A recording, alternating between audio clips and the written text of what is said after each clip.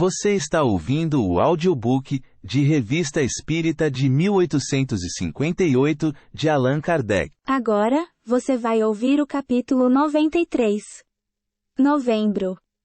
Independência sonambúlica. Há muitas pessoas que, aceitando hoje perfeitamente o magnetismo, durante muito tempo contestaram a lucidez sonambúlica. É que, na verdade, essa faculdade veio derrubar todas as noções que tínhamos a respeito da percepção das coisas do mundo exterior. Entretanto, de há muito tínhamos o exemplo dos sonâmbulos naturais, gozando de faculdades análogas que, por um contraste bizarro, jamais foram aprofundadas. Hoje a clarividência sonambúlica é um fato estabelecido, e se ainda é contestado por algumas pessoas, é que as ideias novas custam a lançar raízes, principalmente quando é preciso renunciar às que embalamos durante muito tempo. Muita gente acreditou, como o faz ainda hoje com as manifestações espíritas, que o sonambulismo pudesse ser experimentado como uma máquina, sem que se levasse em conta as condições especiais do fenômeno.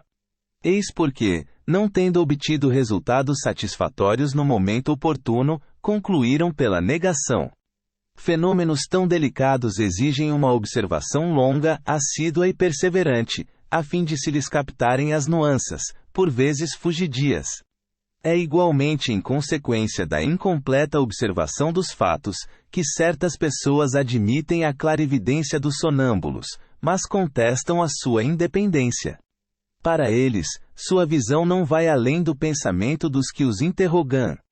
Alguns até chegam a admitir que não há visão, mas simples intuição e transmissão do pensamento, e citam numerosos exemplos em apoio a essas ideias. Ninguém duvida que o sonâmbulo, captando o pensamento, possa traduzi-lo e por vezes ser-lhe o próprio eco. Também não contestamos que, em certos casos, o pensamento possa influenciá-lo. Admitindo que no fenômeno houvesse apenas isso, já não seria um fato curioso e digno de observação? O problema não é, pois, saber se o sonâmbulo é ou pode ser influenciado por um pensamento estranho, o que não é posto em dúvida, mas se é sempre influenciado, e isto é resultado de experiências. Se o sonâmbulo nunca diz senão aquilo que sabeis, é incontestável que traduz o vosso pensamento. Mas se em certos casos diz aquilo que não sabeis, se contraria a vossa opinião e vossa maneira de ver, torna-se evidente a sua independência e que apenas segue seu próprio impulso. Nesse gênero, um único fato bem caracterizado seria suficiente para provar que a sujeição do sonâmbulo ao pensamento alheio não é coisa absoluta.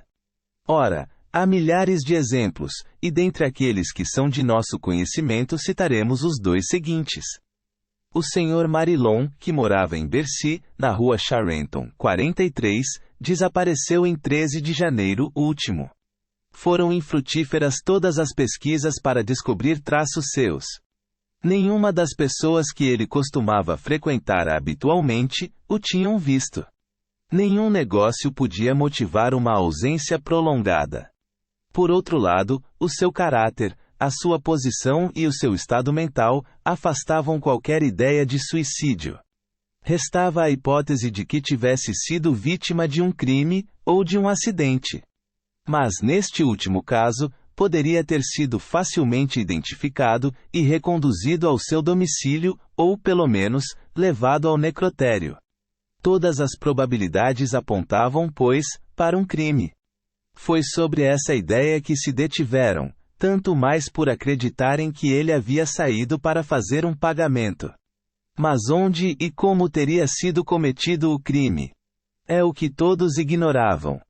Então sua filha recorreu a uma sonâmbula, a senhora Roger, que em muitas outras circunstâncias idênticas havia dado provas de uma lucidez notável, que nós mesmos tivemos ocasião de constatar.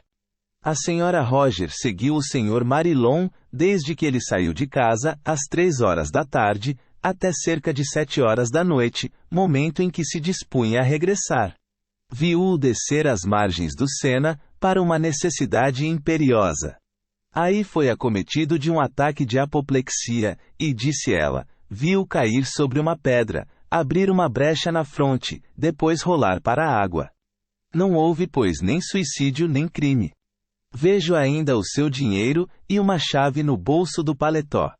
Indicou o local do acidente, mas declarou que o corpo lá não mais estava, pois tinha sido arrastado pela correnteza. Que seria encontrado num determinado lugar. Realmente isto se deu. Ele tinha a ferida indicada na fronte. A chave e o dinheiro estavam no bolso, e a posição das roupas indicava claramente que a sonâmbula não se havia enganado quanto ao motivo que o levara à barranca do rio. Diante de tantos detalhes, perguntamos onde pode ser encontrada a transmissão de um pensamento qualquer. Eis outro fato, no qual não é menos evidente a independência sonambúlica. O casal Belhomme, chacareiros em Rueil, na rua Saint-Denis 19, tinha uma economia de cerca de 800 a 900 francos. Para maior segurança, a senhora Belhomme os guardou num armário, do qual uma parte era reservada para as roupas velhas e outra para a roupa nova. Foi neste último que o dinheiro foi colocado. Nesse momento entrou alguém, e a senhora Belhomme apressou-se em fechar o armário. Algum tempo depois, necessitando de dinheiro, estava certa de que o havia posto entre a roupa velha, pois tal havia sido a sua intenção, admitindo que essas tentariam menos os ladrões. Mas na sua precipitação, com a chegada da visita, o havia posto no outro compartimento. De tal modo estava convencida de havê-lo posto entre os trapos, que nem lhe ocorreu procurar noutro lugar. Achando o lugar vazio e recordando-se da visita, acreditou que tinha sido vista e roubada, e, assim persuadida, suas suspeitas recaiam naturalmente sobre o visitante. Acontece que a senhora Belhomme conhecia a senhorita Marlon, de quem falamos acima, e lhe contou seu infortúnio. Ela lhe disse como seu pai foi encontrado e aconselhou-a a procurar a mesma sonâmbula, antes de tomar qualquer outra providência. O casal Belhomme procurou a senhora Roger, convencidos ambos de que tinham sido roubados e na esperança de que lhes fosse indicado o ladrão, que, em sua opinião, não podia deixar de ser a visita. Tal era, pois, seu único pensamento. Ora, depois de minuciosa descrição do local, a sonâmbula lhes disse: Não fostes roubados. Vosso dinheiro está intacto em vosso armário. Apenas pensais tê-lo posto entre a roupa velha, quando o pusestes entre a roupa nova. Ide para casa, que o encontrareis. Foi realmente o que aconteceu. Relatando estes dois casos, e poderíamos aduzir muitos outros, nosso objetivo foi provar que a clarividência sonambúlica nem sempre é reflexo de um pensamento estranho. Assim, o sonâmbulo pode ter uma lucidez própria, absolutamente independente. Disso decorrem consequências de alta significação, do ponto de vista psicológico. Aqui temos a chave de mais de um problema que examinaremos ulteriormente, quando tratarmos das relações que existem entre o sonambulismo e o espiritismo, as quais lançam uma luz inteiramente nova sobre a questão. Ponto.